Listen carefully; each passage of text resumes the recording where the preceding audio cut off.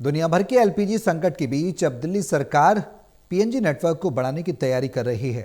सरकार PNG network को 8 लाख उपभोक्ताओं तक ले जाने की तैयारी कर रही है। यानी आने वाले दिनों में NCD canteen, shelter home canteen, Atal canteen सहित सभी सार्वजनिक संस्थानों की किचन को पीएनजी कनेक्शन से जोड़ने की बड़ी तैयारी चल रही है।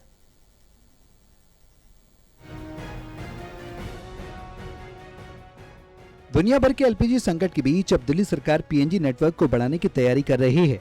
सरकार पीएनजी नेटवर्क को 8 लाख उपभोक्ताओं तक ले जाने की तैयारी कर रही है। सरकार आने वाले दिनों में NCD canteen, shelter home canteen, Atal canteen सहित सभी सार्वजनिक संस्थानों की किचन को पीएनजी कनेक्शन से जोड़ने की तैयारी कर रही है। सरकार का कहना है कि केंद्र सरकार की ओर से पहले की अनधिकृत कॉलोनी से लेकर आवासीय इलाके में रहने वाले किराएदारों को पीएनजी कनेक्शन देने के लिए नियमों में राहत दे चुकी है।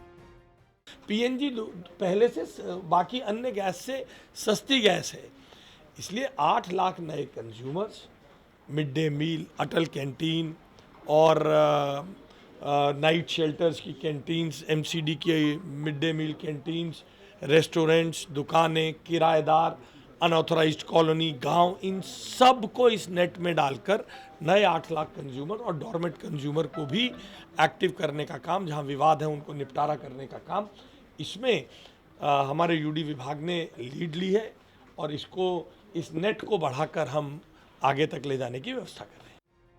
यही नहीं, कैबिनेट मंत्री आशीष सूद ने एलपीजी को लेकर अफवाह फैलाने वालों को लेकर भी निशाना साधा। उन्होंने कहा कि अफवाह फैलाने वाले लोगों को लेकर मैं बहुत क्लियर हूं कि ये एक वल्चर प्रयास है।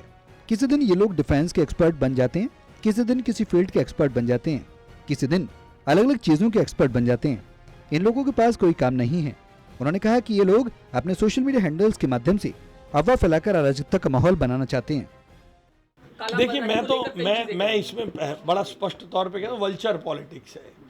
किसी दिन ये लोग वॉर एक्सपर्ट बन जाते हैं, किसी दिन न्यूक्लियर बिजली के एक्सपर्ट बन जाते हैं, किसी दिन कोयले के एक्सपर्ट बन जाते हैं, किसी दिन बिजली के एक्सपर्ट बन जाते हैं।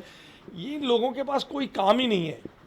ये इन पे कोई काम नहीं है। ये बिना मतलब के अपने सोशल मीडिया हैंडल्स के माध्यम से एक